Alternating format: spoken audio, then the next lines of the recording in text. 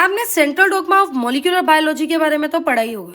Central dogma क्या कह रहा है कि डीएनए रेप्लिकेट कर कर अपनी खुद की कॉपीज बनवा सकता है, या फिर डीएनए में ट्रांसक्रिप्शन होगी और ट्रांसक्रिप्शन के प्रोसेस के थ्रू यहाँ बनेगा एमआरएनए, और एमआरएनए में ट्रांसलेशन होगी और इस प्रोसेस के थ्रू बनेंगे प्रोटीन्स।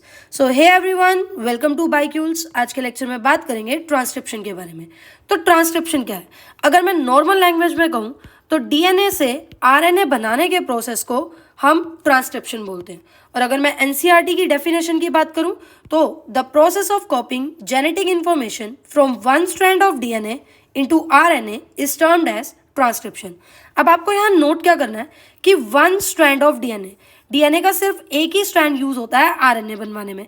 अभी तो एप्लीकेशन में आप पढ़कर आए हो कि डीएनए से डीएनए जब बनता है दोनों स्ट्रैंड यूज होते हैं, दोनों स्ट्रैंड टेम्पलेट की तरह यूज होते हैं जिससे दो नए स्ट्रैंड बनते हैं। लेकिन जब डीएनए से आरएनए बन रहा है तो सिर्फ एक सिंगल स्ट्रैंड यूज हो रहा है। अब सबसे पहले तो यही रीजन जानेंगे कि यहाँ पर सिंगल स्ट्रैंड क्यों यूज हो रहा है। तो देखो, लेट सपोज ये क्या है, एक डीएनए का मॉलिक्यूल है।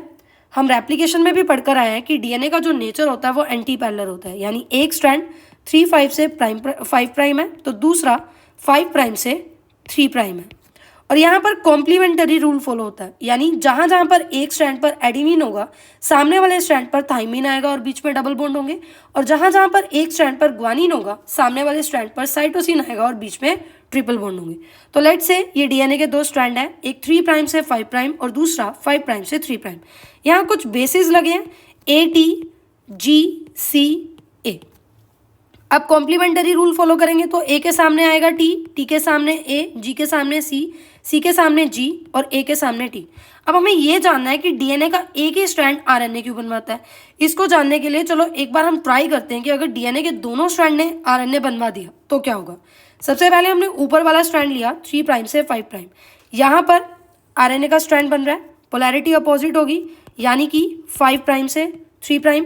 अब यहाँ पर भी कॉम्प्लीमेंटरी रूल फॉलो हो रहा है। कॉम्प्लीमेंटरी रूल मतलब जहाँ जहाँ पर एडेनिन आएगा, जैसे डीएनए से डीएनए बन रहा था तो वहाँ थाइमिन आ रहा था ना, पर डीएनए से जब आरएनए बनेगा यहाँ पर यूरेसिल आएगा, और जहाँ जहाँ पर ग्वानिन था वहाँ पर साइटोसिन आएगा। तो ए है तो सामने क्या हो जाएगा यू, और टी है तो सामने हो जाएगा ए, जी है तो सामने हो जाएगा सी है तो सामने हो जाएगा जी, और ए है तो सामने क्या हो जाएगा यू। अब नीचे वाले स्ट्रैंड को देखते हैं, और नीचे वाले स्ट्रैंड में आरएनए बनवाने की कोशिश करते हैं। ठीक है, तो ये जो नीचे वाला स्ट्रैंड है इसकी पोलैरिटी है 5' से 3'। जो आरएनए हम बना रहे हैं वो क्या होगा 3' से 5'। अब यहाँ बेसिस को पढ़ते हैं और कॉम्प्लीमेंटरी रूल को फॉलो करते हैं। थाइमिन है तो थाइमिन के सामने क्या आएगा एडेनिन है तो सामने यूरेसिल, साइटोसिन है तो ग्वानिन है तो साइटोसिन, और थाइमिन है तो एडेनिन। अब कुछ टाइम के लिए आप ये देखो कि ये डीएनए का फर्स्ट स्ट्रैंड, ये सेकंड स्ट्रैंड, ये आरएनए का फर्स्ट स्ट्रैंड और ये सेकंड स्ट्रैंड। कुछ टाइम के लिए आप डीएनए के स्ट्रैंड्स को इग्नोर कर दो और आरएनए के स्ट्रैंड्स को देखो। अब ये जो 5' से 3' स्ट्रैंड आप ग्रीन वाला देख रहे हो ये आरएनए का फर्स्ट स्ट्रैंड है, और ये जो 3' से 5' ग्रीन कलर में जो आप स्ट्रैंड देख रहे हो ये सेकेंड स्ट्रैंड है। यहाँ पर इनके बेसिस को देखो, ये यूरेसिल सामने एडेनिन। हमने अभी पढ़ा कि यूरेसिल और एडेनिन क्या है, आपस में कॉम्प्लीमेंटरी है। ये एडेनिन सामने यूरेसिल, साइटोसिन सामने ग्वानिन सामने साइटोसिन, यानी कि अगर आप डीएनए के दोनों स्ट्रैंड्स को यूज कर आरएनए बनवा रहे हो तो ये जो दो नए स्ट्रैंड बने हैं ये आपस में कॉम्प्लीमेंटरी हो जाएंगे। कॉम्प्लीमेंटरी हो जाएंगे तो ये डबल स्ट्रैंडेड आरएनए बना देंगे, और डबल स्ट्रैंडेड आरएनए कभी भी प्रोटीन्स को कोड नहीं कर सकता है, यानी कि प्रोटीन्स को नहीं बनवा सकता है। दूसरा रीजन क्या है, लेट सपोज कि ये दोनों स्ट्रैंड आपस में नहीं मिले, इन्होंने डबल स्ट्रैंडेड आरएनए नहीं बनाया, तब भी क्या होगा, डीएनए का मॉलिक्यूल एक था, इससे दो आरएनए अलग अलग बने। अब इन दोनों आरएनए स्ट्रैंड से जो प्रोटीन्स बनेंगे वो अलग अलग बनेंगे, जो कि जेनेटिक लॉ को वॉयलेट करता है, यानी कि ऐसा पॉसिबल ही नहीं है कि एक डीएनए से दो तरह के प्रोटीन बन सके। So this was the reason कि डीएनए के दोनों स्ट्रैंड्स क्यों यूज नहीं होते हैं आरएनए बनवाने में। एक बार समराइज करेंगे, हमने क्या बोला, हमने बोला ट्रांसक्रिप्शन की प्रोसेस क्या है, डीएनए से आरएनए बनाने की। यहाँ पर भी कॉम्प्लीमेंटरी रूल फॉलो हो रहा है, जैसे रेप्लिकेशन में एडेनिन के सामने थाइमिन आ रहा था, वहीं ट्रांसक्रिप्शन में यानी डीएनए से आरएनए बनने के प्रोसेस में एडेनिन के सामने क्या आएगा यूरेसिल आएगा। फिर हमने पढ़ा कि दोनों स्ट्रैंड्स क्यों नहीं यूज़ हो रहे हैं, क्योंकि अगर दोनों स्ट्रैंड्स यूज़ होंगे आरएनए बनवाने में तो जो प्रोटीन्स बनेंगे वो डिफरेंट बनेंगे और ये क्या करेगा, जेनेटिक इन्फॉर्मेशन को कॉम्प्लिकेट कर देगा। दूसरा रीज़न क्या है, अगर दोनों स्ट्रैंड एक्ट करेंगे टेम्पलेट की तरह, डीएनए के दोनों स्ट्रैंड टेम्पलेट की तरह एक्ट करेंगे तो जो दो नए आरएनए स्ट्रैंड बनेंगे वो भी कॉम्प्लीमेंट्री हो जाएंगे। अब ये आपस में कॉम्प्लीमेंट्री हो जाएंगे तो ये डबल स्ट्रैंडेड आरएनए बना देंगे और डबल स्ट्रैंडेड आरएनए कभी भी प्रोटीन्स के लिए कोड नहीं करेगा, ठीक है, यानी ट्रांसलेशन की प्रोसेस नहीं हो पाएगी। मतलब कि फिर एमआरएनए बनवाने का भी क्या फ़ायदा। अब एक बात करेंगे हम इनकी लोकेशन की। हमने ये तो बोल दिया कि हम ट्रांसक्रिप्शन के बारे में पढ़ रहे हैं, पर ट्रांसक्रिप्शन हो कहाँ रहा है। तो अगर मैं प्रोकैरियोट्स की बात करूं, आपको पता है प्रोकैरियोट्स में कोई न्यूक्लियस वगैरह नहीं होता है, जो डीएनए है वो साइटोप्लाज्म में ही पड़ा है।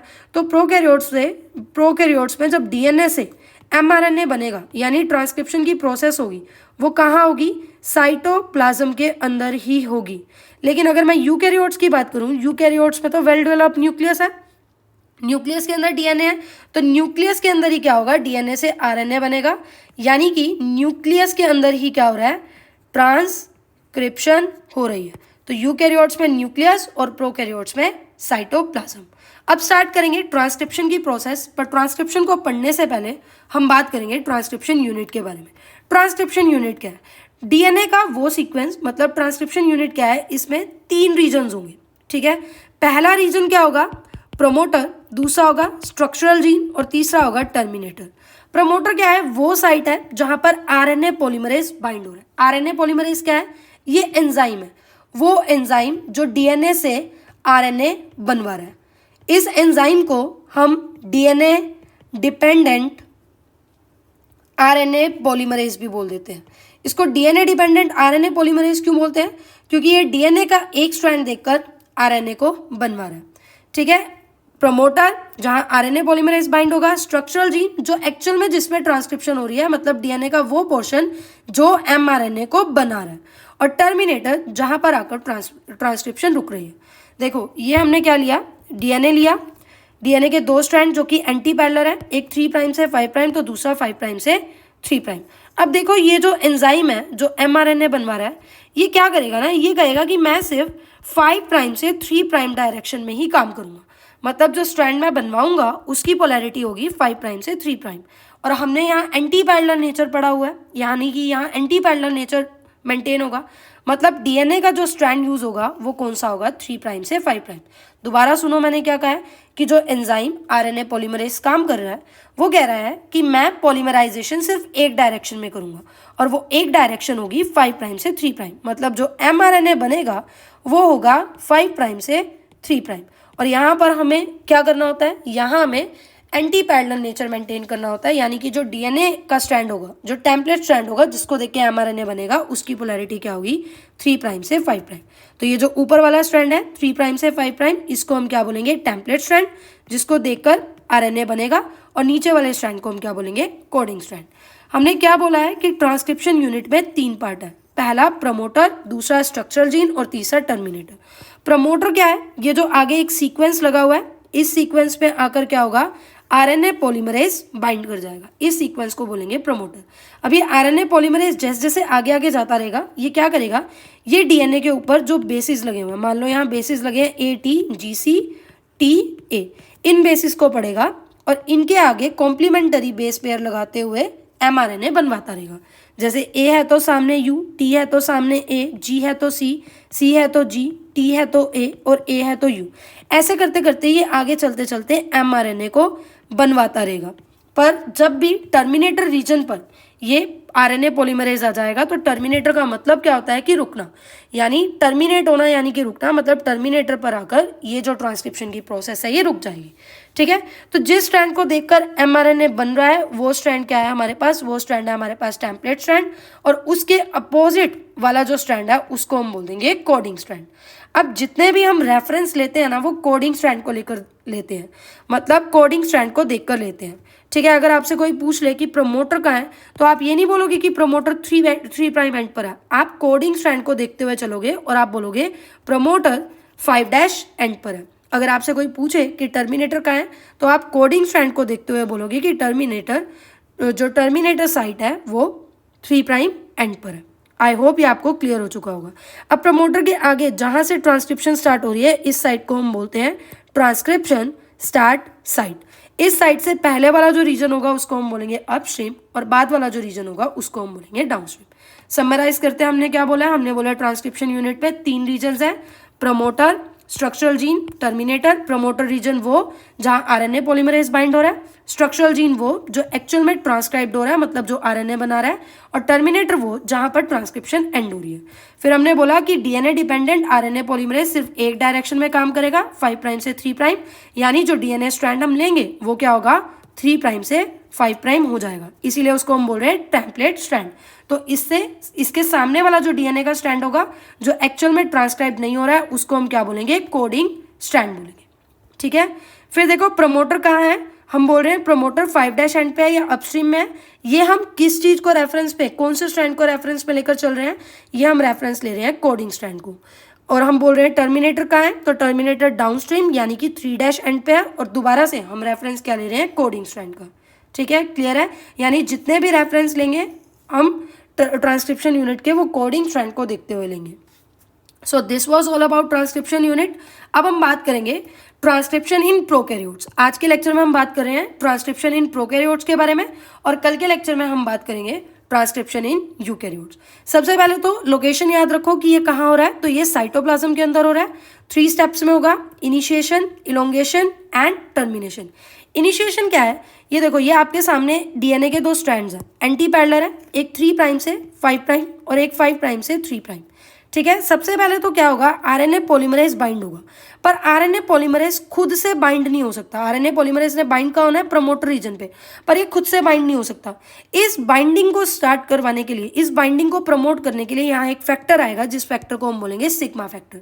सिग्मा फैक्टर क्या करेगा, स्टार्ट साइट को रिकॉग्नाइज करेगा, कैसे, आरएनए पॉलीमरेज के साथ बाइंड होगा और इस प्रोसेस को इनिशिएट करवा देगा।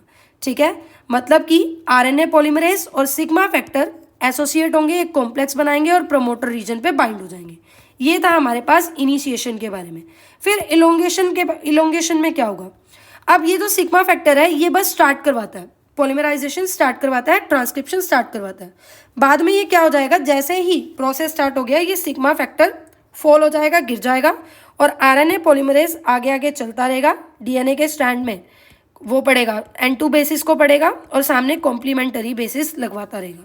ठीक है, ये जो आरएनए पॉलीमरेज है ये क्या कर रहा है, ये एक तरह से इस हेलिक्स को खोलने का काम भी कर रहा है। जैसे रेप्लिकेशन में आप पढ़ते हो ना कि हेलिक्स को खोलने का काम कौन करता है, हेलिकेज।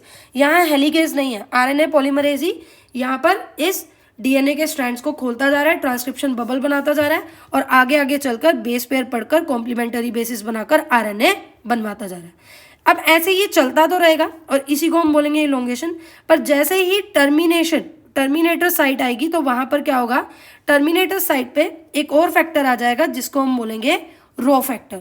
और रो फैक्टर क्या करेगा, ये आरएनए पॉलीमरेज के साथ एसोसिएट हो जाएगा और क्या कर देगा, ये ट्रांसक्रिप्शन की प्रोसेस को रुकवा देगा। यानी रो फैक्टर का काम क्या है, ये ट्रांसक्रिप्शन की प्रोसेस को रुका रहा है। कब, जब टर्मिनेटर रीजन पे आ चुके हैं। और इसके बाद क्या होगा, हमें जो आरएनए मिलेगा उसको हम क्या बोल रहे हैं, नेसेंट आरएनए, यानी कि जो आरएनए फॉर्म होगा। आई होप ये आपको क्लियर हो चुका होगा। एक बार समराइज करते हैं, हमने क्या बोला है कि ट्रांसक्रिप्शन 3 स्टेजेस पे हो रही है, इनिशिएशन, इलोंगेशन, टर्मिनेशन। इनिशिएशन मतलब जो डीएनए डिपेंडेंट आरएनए पॉलीमरेज है ये प्रमोटर रीजन पे बाइंड होगा। बाइंड कैसे होगा, सिग्मा फैक्टर रिकॉग्नाइज करेगा स्टार्ट सिग्नल को, आरएनए पॉलीमरेज के साथ सिग्मा फैक्टर बाइंड होगा और प्रमोटर रीजन पर बाइंड होकर ये क्या करेगा, स्टार्ट करवा देगा ट्रांसक्रिप्शन की प्रोसेस को। जैसे ही प्रोसेस स्टार्ट हो जाएगा सिग्मा फैक्टर गिर जाएगा। अब ये आरएनए पॉलीमरेज आगे आगे चलता रहेगा, डीएनए के टेम्पलेट स्ट्रैंड को यानी 3 प्राइम से 5 प्राइम वाले स्ट्रैंड को देखते हुए उसमें जो भी N2 बेसिस लगे होंगे उसके सामने कॉम्प्लीमेंटरी N2 बेसिस लगवाता रहेगा और आरएनए बनवाता रहेगा। जैसे ही टर्मिनेटर साइड आई, टर्मिनेशन के टाइम पर क्या होगा, यहाँ पर आरएनए पॉलीमरेज के साथ रो फैक्टर एसोसिएट हो जाएगा और रो फैक्टर क्या करेगा, ये डीएनए आरएनए के हाइब्रिड को तोड़वा देगा और जो आरएनए प्रोड्यूस होगा उसको हम क्या बोलेंगे, नेसेंट आरएनए। कल के लेक्चर में हम बात करेंगे ट्रांसक्रिप्शन इन यूकैरियोट्स के बारे में। अगर आपको आज का लेक्चर समझ आया तो प्लीज़ लाइक, सब्सक्राइब एंड